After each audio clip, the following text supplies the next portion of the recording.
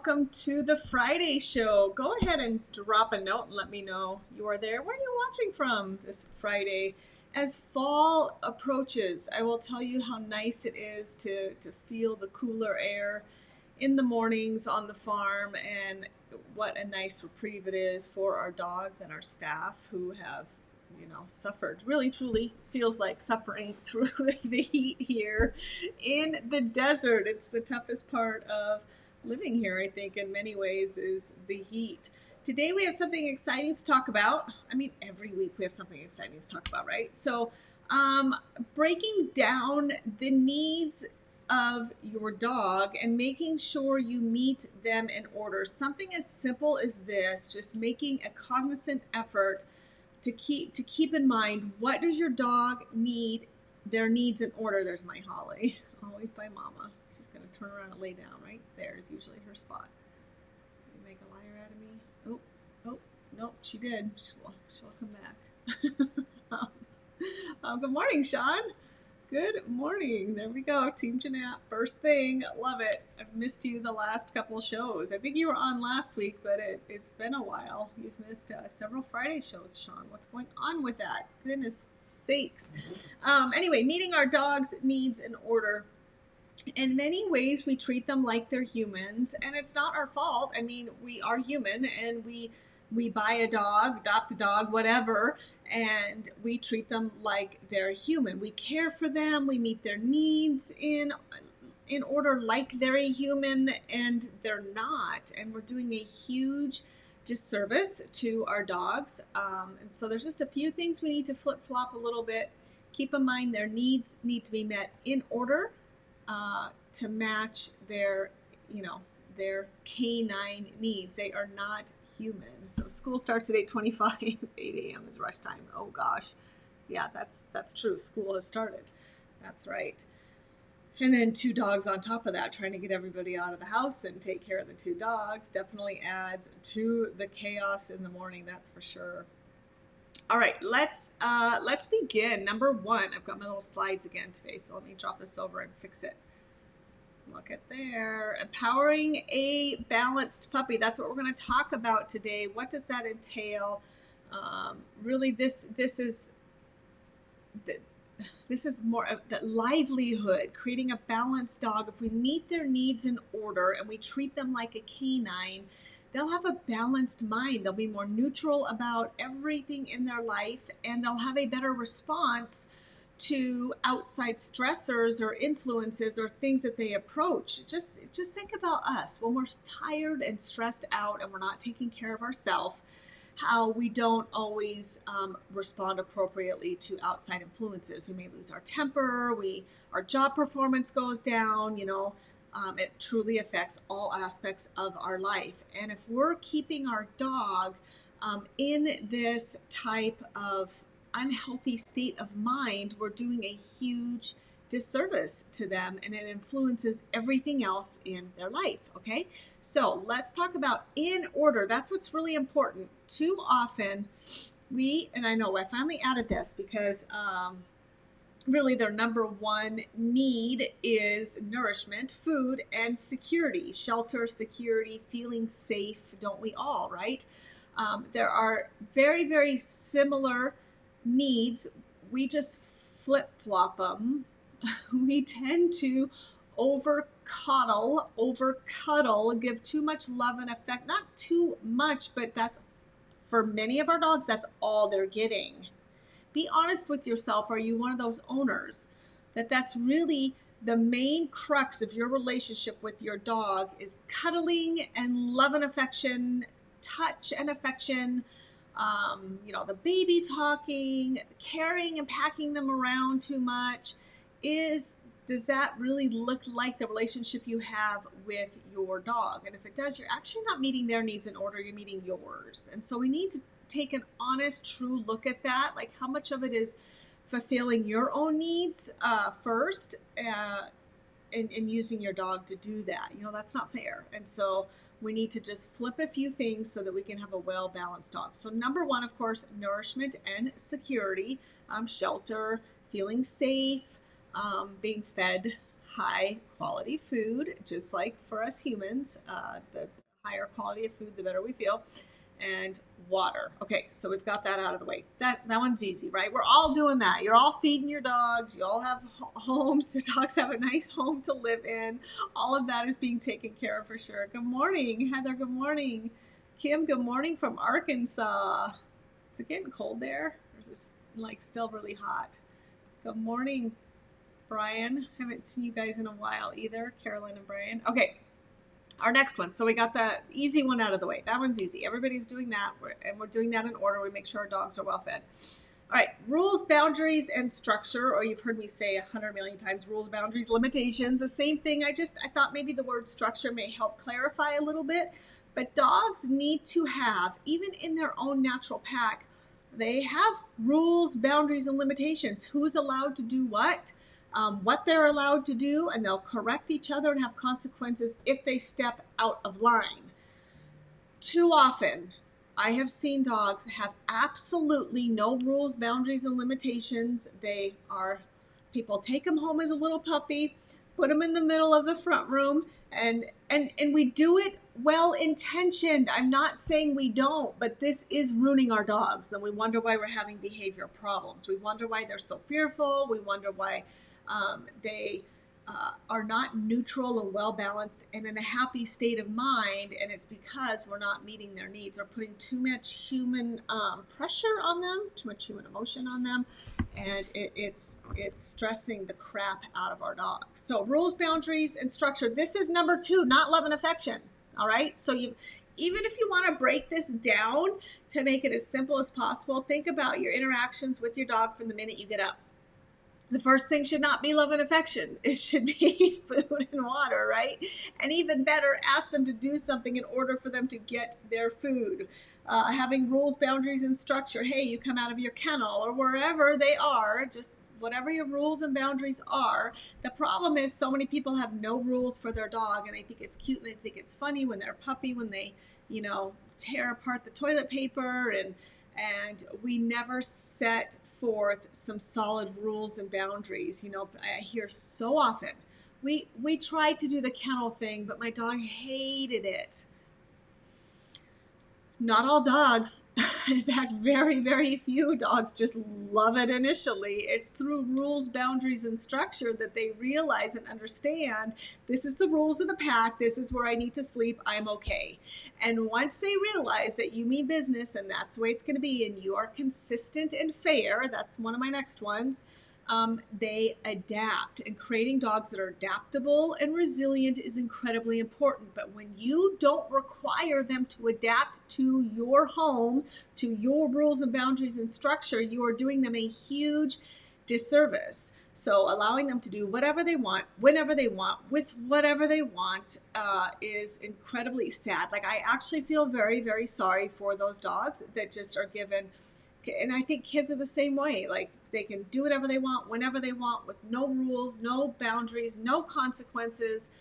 Too often, we're doing the same thing with our dog. So can you tell me, what are your rules and boundaries and structure? For example, some of mine are, my dogs are not allowed to jump on people. My dogs are not allowed to ever go outside the front or the back door without permission. They'll stand there at the threshold and wait. It doesn't matter if we accidentally leave the door open. They'll stand there like, hello, do we have permission to walk over the threshold of the door? Can I go outside? I can even say one dog to go outside, Hannah outside, and Holly and Forrest. Forrest is my youngest. I still have to sometimes remind him, I did not say your name. And we practice even giving one dog permission to exit and then go back in the house. So that is a rule in our pack. They cannot roughhouse in the house and do their puppy zoomies and crazies. They all run to the back door now. They know, like, oh my gosh, we got to run, let me out. We do all of that nonsense outside. That is not something that we do inside our den. They have their beds. They sit and give me eye contact for their food. They used to sleep in kennels. Hannah and Holly will do either. If I leave the door open, they'll go in, or they'll sleep out, whatever. They're like, whatever, mom. Like, very adaptable, very resilient, very flexible. I can feed them in any room in the house. I can feed them at any time. I have made them incredibly adaptable, and they wait for permission to do most things. If I get the leash out, they automatically sit. When I do bring their food in, they automatically sit. We don't reward the crazy. So those are just some of the rules and boundaries and structure in our home. What do yours look like? They're not allowed on the furniture or the bed, although Hannah loves to break rules. And so when she's given permission or she thinks she can kind of get away with it, she'll gladly jump up on the couch. Holly never wants to break rules unless it involves a loaf of bread left on the edge of the counter that she can grab. She loves carbs, that's for sure. So for all this mirrors classroom management. Yeah, I know, Heather, right? It makes sense to us because it's the same thing in the classroom. If we don't have respect and rules and boundaries and structure, we can't be rewarding and loving our kids yet. Like, there has to be things set in place before we can have that true innate bond with a human or with a dog. Okay, so rules, boundaries, and structure. What are yours? And if you're sitting there really thinking, I can't think of anything, crap. I don't think I have any rules or boundaries for my dog. I implore you, I challenge you today to start that. It is never, ever too late. Your dog will be happier for it. It is nonsense. It is a lie to tell yourself that your dog is happier if they have no rules, boundaries, or structure, and they can do whatever they want. It's not true. All right. Number 4, this ties into it. I wanted to be able to further clarify this. Consistency and fairness. So even if you have your rules, boundaries, and structure or limitations set up in your home, if you are not consistent and fair, it's very difficult to have a true respectful bond with your dog. This goes for as a pack. If your husband allows the dogs on the couch and you don't, and they keep getting these conflicting messages about what's allowed, what's not allowed, dogs get frustrated and dogs will act out. And then you know what they say about anything either one of you say? None of you mean anything. Like, they don't take either one of you seriously, and that's a huge, huge problem, especially when raising a puppy. I also hear very often that in a home, I'll say if they're having problems with, let's say, mouthing and biting, I'll say, do they mouth and bite the kids the same as you? Do they mouth and bite your spouse the same as you?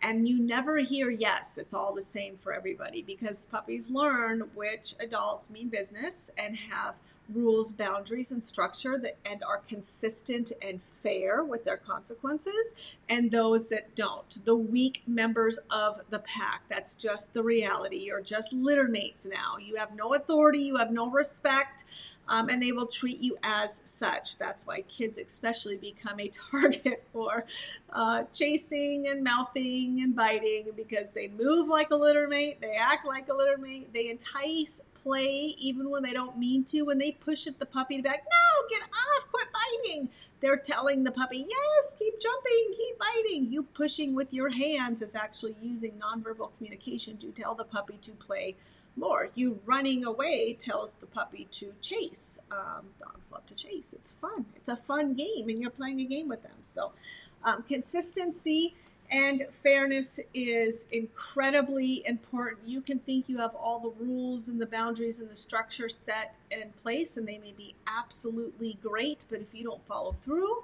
if you're not completely consistent and you're not fair with your consequences and or rewards, then they will not truly respect you as someone of authority. And that is what's really important, to have this respectful innate bond with your dog. I mean, that's what we all want. That's what we all desire. So, and the same thing goes for kids. If you're not consistent and fair, they don't take you seriously, do they? They don't really ever do what you want them to do. Lindsay, good morning. It's been a while since I've seen you.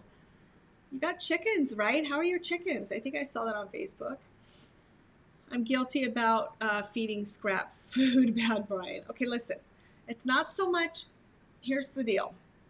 Here's how I feel about scrap food, because I let our dogs clean the plates too, or a pan. I don't ever feed them from the table. I make it very, I distinguish the difference of I'm still giving you the food, it's on my terms, and it's never while we're sitting at the table eating, so they never even think that it will come from the table. But if I'm cleaning up the kitchen and everything is done, I will call them over to, where I generally feed them, and I will ask for eye contact, of course, a sit or whatever, and then I give them, you know, the plate to clean in that fashion. So I'm still requiring, and I still have structure, and I'm still very consistent in the way in which I give food to my dogs. And so giving them table scraps is not a bad thing unless it's unhealthy food. But the problem is we just tend to feed them right off the table, and that I think is not. And then people get upset because their dog's begging and then jumping on the table. And some of my doodles are like goats, and they'll just jump right up on the table. They don't care, especially if you've done no training. It doesn't mean anything different to them. Someone just posted in our private Facebook group a picture of their doodle up on the bathroom counters, use the tub to get up on the bathroom counter. So young puppies, still in training, still work to do, of course. They love to challenge all sorts of things, including loading on top of something. Chickens are wonderful. Oh, good. I'm glad. Yeah, that's it. It's the begging. Yeah. And so feeding table food or scrap food, to me, that's not the issue. It's the way in which it's administered or done that's the problem. So just reframe maybe that a little bit and do it separately, do it after dinner. And do it in a different location, not at the table. I don't share my food when I'm eating. Like that's a structure, that's a boundary that we have. I know, right, Mom? Miracle just needs to put her face on my knee in that look. How can I not feed her? Oh my gosh, Mom, that's my mom. My mom's the biggest sucker in the world. She has very little rules for her dog. Mom, I'm talking about you in the show. That's exactly right. She thinks she's making you feel bad for her. You can wait and feed her when you're done eating. I've seen her totally sucker you and Dad both. I've seen her do this. She knows exactly how to play you and Dad both. It's hilarious. She's so cute. How do you get a puppy to stop biting? We should do a show on that, Julie. There's lots of different ways, depending on your comfort, to get a dog to stop biting. Let me get through this first, and then if we have more time, I can address that as well. Lots of different ways. Okay, consistency and fairness. Number 5. Mental and physical exercise. Do you see we haven't even got to love and affection yet? We have not gotten to love and affection yet. We got them fed, we got them watered, we've got rules, boundaries, and structure, we have consistency and fairness, and now we got to do our mental and physical exercise. So even if it's, again, I'll just use the example of getting up in the morning. We've got our rules. They sit at the door, whatever, like just being polite, well-mannered. They're not jumping on me. They're not mouthing me. They're not barking. Get them fed. Then they've got their exercise time outside, whatever that is. If you take them for a walk, if you have a yard, they get to go out and play. Mental exercise you can do, again, by just asking them to sit and wait and give you eye contact during feeding. I mean, there's lots of different ways to plug that in.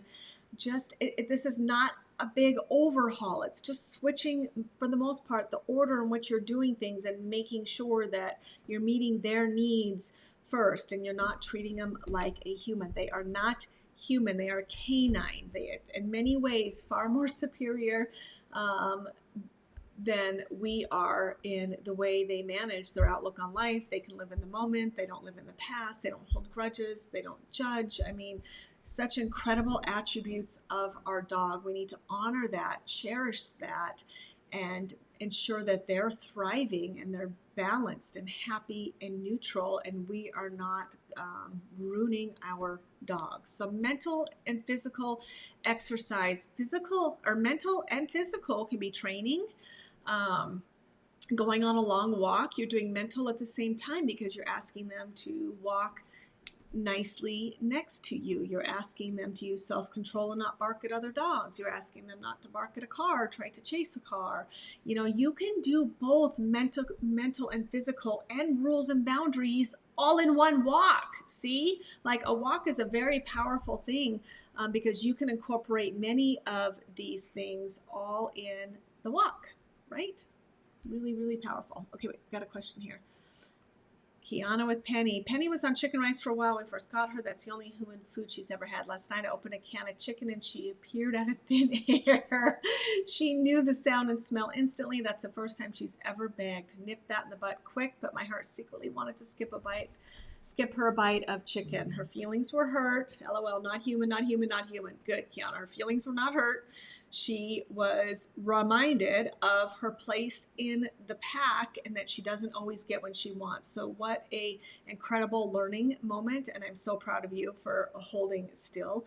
And it's not that she can't have that chicken later, but it can't be associated with you in the kitchen prepping your own food. You can put a little bit in the fridge later. And when you take her on a walk tomorrow, you could take a little bit of it and use it as a training treat, or she will be, when we really start doing her service dog work and doing her diabetic scent work, given treats of higher value. So good job. I'm so proud of you. You didn't let her sucker you into that, and you taught her some very valuable things with this, something as simple as that. They don't always get what they want. They can't be bossy. They can't bark at you. That they're still going to be rules and boundaries, and we're going to ask something of you. Nothing in life is for free, not even for a dog. And so when they are required to do something to get something, it's a very healthy place for them to be, just like with humans, right? If we work hard and we get something, I think about your first car. Like, we all love when mom and dad bought our first car, right? But think about the difference in the way you felt when you bought your first car. You earned it. You worked hard. You saved. You went in. You figured it all out. And you bought that first car. The difference in the internal satisfaction is completely different. It's the same thing for a dog. So if they're never given that satisfaction of working for something, it's a huge detriment to their mental and physical health. So make sure that you are requiring them to work, even if it's something as simple as they're sitting and giving you eye contact before you put their food down. My dogs are 10 years old and they still have to give me eye contact and be sitting down before I put their food bowl down, and they understand what's required of them. And it's a beautiful symbiotic relationship of give and take at this point, even at 10. But I'm still ensuring that their needs are being met in order and not enabling them now as they're getting older. I won't require a sit-stay very long, of course, because they are getting older. So there are considerations I do take into play of what I ask them to do, but I'm not letting them off the hook either. Keeping them young, keeping them healthy, keeping them in a nicely balanced state of mind. Yes, I admit I saved her some, but we will use it in training later. Good job, Kiana. Very, very proud of you. Awesome, awesome. Bossy, that's her middle name. Yes, you have to be really, really careful with those more assertive bossy dogs, because they will absolutely take any little inch you give and run with it. Brian, nothing more peaceful than a long 2+ mile walk with your doodle. Yeah, it's a really beautiful thing when you can truly accomplish a peaceful walk where you're working together. And we miss out on this incredible opportunity of walking our dogs when we're working together. Too often it's high stress, anxiety, overexcitement, over arousal, and you come home, you're like, God, I survived. I got pulled all the way down the street. We barked at 3 different dogs. We got scared of a truck. A stroller just about had her peeing on the sidewalk or whatever. Like, it's really sad to see what it has come to. I will say, and I'll say it again, some of the most balanced, healthy dogs mentally are those that belong to homeless. Shocking, right? Yeah, these dogs are exposed. It's no nonsense. They don't have these enabling owners that are constantly, it's fine, you're okay, and rescuing them from things. It is very much hey, this is life. This is what you're going to encounter. No nonsense. We're not coddling. You are being forced to face your fears and see that it's not going to harm you, and we move on. It's this no nonsense sort of training that is incredibly powerful. And because they are not overexposed, but because they are exposed to so much and it's done correctly, you don't see the fear, you don't see the over arousal, you don't see the over excitement in dogs that belong to homeless people. Start paying attention and watching. You see them all in a very calm state of mind, very, very happy dogs, no formal training, trained through expectation.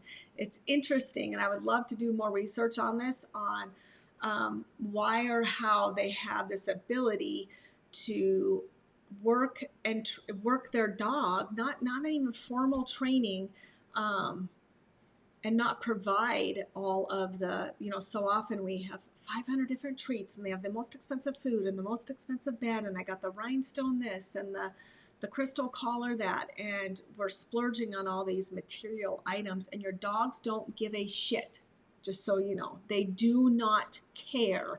And we're trying to force our dogs into this materialistic life that they absolutely do not care about. They care about these basic needs being met. They care about a consistent, loving, fair leader.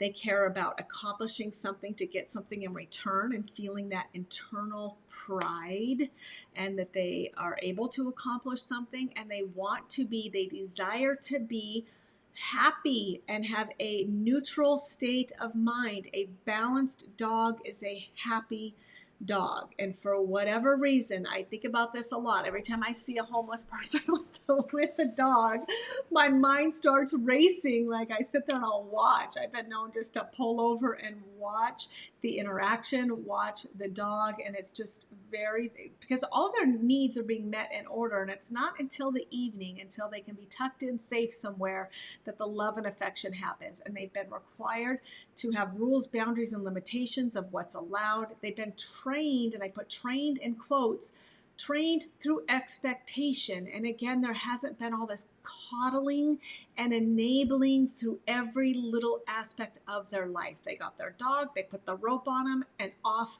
they went. Matter of factly, with confidence, and this is just the way it's going to be. And they are some of the most healthy, mentally healthy dogs around. And that's sad, because so many of us have dogs, and we have in many ways better means and avenue to take care of our dogs, yet we're not doing as good of a job. We're not. All right, number 5. We did number 5, mental and physical exercise. Did I give you something to think about? Our dogs that live on the streets with their homeless people. Okay, meet their needs in order. Number 5 now, love and affection. I do not give love and affection when our dogs are in a high state of excitement. That's not the time, because I'm actually rewarding over arousal. So be very, very careful about when you put your hands on your dog or you give them verbal praise. If they're in an excited mind, that you're rewarding that excitement. And it depends what you're training for and what you're doing. Sometimes you do want to encourage that. You can encourage positive play like fetching, and you can reward, you can give love and affection or praise. But really, to me, the love and affection is where, and this is a very special time for me. And I feel like if you meet the needs in order, your love and affection reaches a whole new level of this calmness, of this, your two souls kind of settle next to each other. And it's just an absolute and amazing feeling when you both have worked hard all day, you've worked together, you've had this, you've had rules and boundaries and limitations, you've met their needs physically and mentally, you've asked them to do things, nothing was just given to them for free. And then when you have those special moments, even just kind of trickled throughout the day, when they're in a calm state of mind, and you sit on the floor, you invite them up on the couch, and you two become one, that is what it is truly all about. And those moments alone is what really can define the relationship between you and your dog. The love and affection shouldn't be freely given, and it shouldn't also be handed out like it doesn't mean anything. And it should not be given when the dog is in a high state of excited or over aroused mind. Now, the mistake that people make is when they do something naughty, or they have or they're over aroused, you're putting your hands on them, and even if you don't mean it, you're actually rewarding it. So if they get fearful about something, you're like, oh, it's okay, I'm so sorry, that mean balloon scared you, it's fine, it's okay. But me touching and me talking like that is actually telling them, yes, you should be afraid, that balloon is going to eat you, I'm so sorry, let's get out of here, scary, scary balloon. And they continue to build up in their mind these unrealistic and unhealthy fears that absolutely destroys the nature of the dog. Dogs were not meant to have all these unrealistic fears, but we're creating them and making it worse when we're trying to make it better, right? Your dog gets attacked by a dog or has a scary encounter by a dog and is fearful. What do? We praise, we pet, and we remove the dog. We have literally just done 3 things that told them, yes, you should be afraid. Yes, you should be afraid. Yes, you should be afraid. And then what we do is we'd be like, okay, I'm never ever going to let that happen to my dog. We'll never be around other dogs. Not everybody, but it is extreme, and I have heard this several times. And instead, you need to be empowering. You need to empower your dog and not enable them. And you have to now make it your mission to go meet 100 other well-behaved, well-balanced, neutral dogs. Otherwise, you're going to have the dog that attacks other dogs out of fear. Fear causes aggression. The dog that probably came after them was fearful. He was afraid he was going to get attacked, so he attacked first. And that's what you can absolutely have as well. So instead of enabling, we want to empower them. When there's something scary that happens, please be incredibly cognizant of do not baby talk, do not touch them. Forward movement is powerful. Move them through, walk back and forth by the balloon, back and forth, back and forth, back and forth, back and forth. If they're scared by the vacuum cleaner, guess what? We're going to live around the vacuum cleaner. The vacuum cleaner is going to sit in the middle of the house. It's going to sit by your bed. It's going to be turned on sometimes. Like, I'm going to desensitize and expose you to this and ensure, because it is my job as your authority, as your leader, as someone that has taken you in, and you have trusted me as your owner, to make sure you don't have unrealistic fears, to make sure you are as balanced and happy as possible. Even if I'm not, we can still provide that to our dogs. That reminds me to talk about too, that so often we do, I think all dogs are emotional support dogs. They all give us therapy, and that is beautiful and wonderful, and I absolutely advocate for that. However, I want to make sure that you're not putting so much emotional pressure on them that you start to make them feel responsible for you. That is not fair. You wouldn't do that to a child. You shouldn't do it to your dog. So even if you do need your dog for anxiety or depression, and you are asking them to work for you in that kind of capacity, it is imperative to make sure you are absolutely meeting their needs in order, making sure they're allowed and able to be a dog, that they are feeling fulfilled, that they're able to accomplish obstacles in training, that they are still being required to have structure and boundaries and limits, and you're consistent and you're fair and you're still providing all of that. And if you do, then they absolutely can help you with depression and anxiety, and your service dogs that you're asking them to do, even just train tasks. But they are dogs number one. And everything that we love about a dog, we have to ensure that we are honoring them and making sure that we are creating balanced dogs. For everything that we love about them, we have to make sure we can give that to them so that they can give back to us. But it comes from us first. We have to be able to provide for them in those needs in order so that they can be the very best that they can be too. And ultimately, truly, that's what we all want. We want our dog to be happy and healthy. Gina has a question. Gina had to stop the early AM walk, switching it up. Maggie has started to bolt out the door on her own. only with the husband and runs off in the neighborhood, won't come back. Only done this with the husband 3 times. Yeah. So it's a game already. This is fun. Dad opens the door. I get to run. So we just need to flip the switch on her. The best thing to do is replicate this, Gina, but you be outside that front door and you make sure you let her know under no uncertain terms, because this involves her life. She could absolutely be killed out running around the streets by a car, by another dog. So like, I would not mess around. I would do this today. Have husband open the door like he normally does, but you be outside that front of that door and you under no uncertain terms let her know this is not allowed to bolt through that door. And you give her the consequence to meet the severity of this. This absolutely could cost her her life. So I don't mess around with these kind of things. I would be there to let her know, oh, heck no, you do not bolt out this door. Practice it over and over and over again. Change the times of the day. Change it that you open the door and the husband's out there. Let her know, oh, you do not bolt out this door. Whatever you need to do, this is when you can use training tools like an e-collar when it's their life at risk. Give her a buzz for walking out that door without permission. Practice it over and over. Practice it through the back door. Your goal now is going to be thresholds. You know, I talked about that. My dogs know they are not allowed to ever go through a threshold without, they'll stop at all the doors, the nursery door, the back door, the garage door, the front door, because we've practiced it over and over. And when they forgot, I was consistent and fair. I lit them up. I made them come back. I was like, oh, well, they're already out the door. You can't be that way.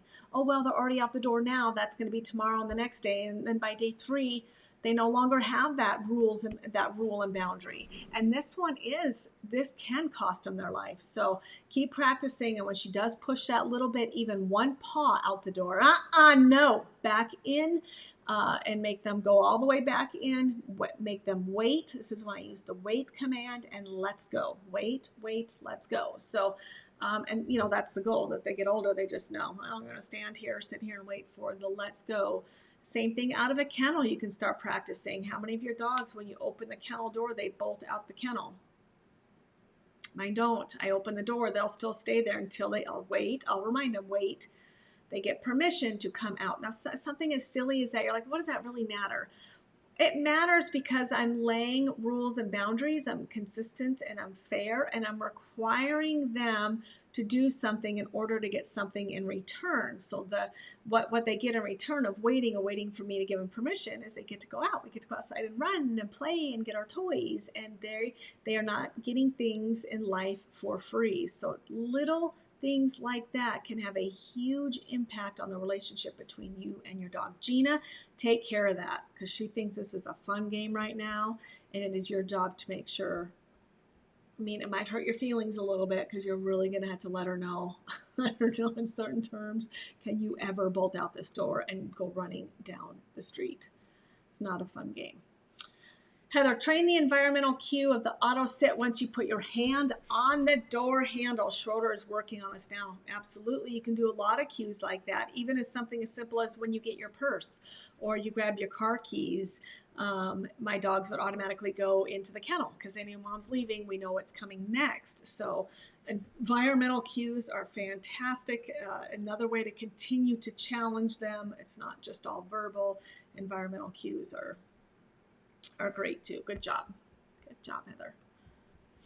All right. Any other questions on the creating a balanced puppy, meeting their needs in order? I cannot tell you, if there's anything you do that I say to do, this is it. Really make sure that you're meeting their needs in order, because this influences and affects everything with your dog, the way they respond, how balanced and happy they are, how they interact with other dogs, how they interact with other people, your ability to take them anywhere and do anything. I mean, it truly affects every aspect of their life. So something as simple And it is simple. It takes work, but the idea and the concept is making sure I meet their needs in order. Nothing in life isn't free. What are my rules and boundaries? Am I requiring them to do something to get something in return, even if it's something as simple as waiting to exit their kennel, getting permission to go through a threshold, waiting to get their food? We're not rewarding excitement. We're not rewarding over arousal. When you start to get all those things, there goes Holly right there. That's her spot right behind me. I knew you'd come back, Mama. I knew you'd come back. There is her spot right behind me. It's my heart dog. All right.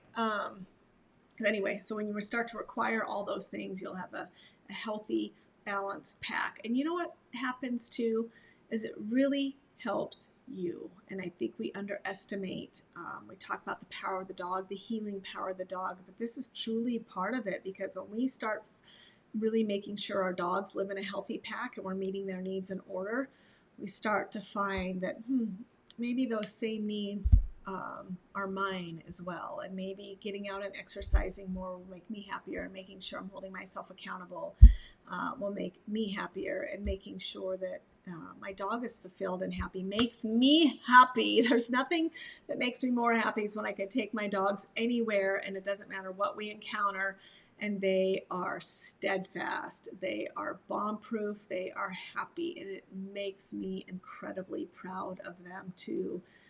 And in turn influences my happiness and the reflection of my self-worth of what I've done. And I know that it conveys to people too, and there are people that are embarrassed by the way their dog acts, and they feel bad, and like, what did I do so wrong that this dog's terrified of everything, or this dog barks at everything? We do internalize that. We want the best for our dog. So I am here to help you, give you the tools, give you the education. It may only need may only require just changing things as simple as this. So meeting our needs in order, and then how we handle fear. And really what it all comes down to is empowering your puppy to be the best that they could be, truly believing in them and not giving them the easy way out, trying to rescue them from fear or rescue them from a situation that they're unsure of. What your dog really needs you to do is to show them that they are capable of accomplishing it. They are capable of walking past that balloon. They are capable of having the vacuum cleaner on and it's not going to eat them. That they are capable. They are worthy. Do not undermine the power of a dog. All right, I'm Jeanette Forey with Forey Kennels. We're only healing hearts and changing lives through the power of a dog. We are changing breeding from bad to badass. So thank you all. Have a great weekend. Julie, I've not forgotten about you with your question about biting. Let's talk about that. Why don't you text me, or we'll do a phone call and walk through several options that you have. Happy Friday, everybody. Bye.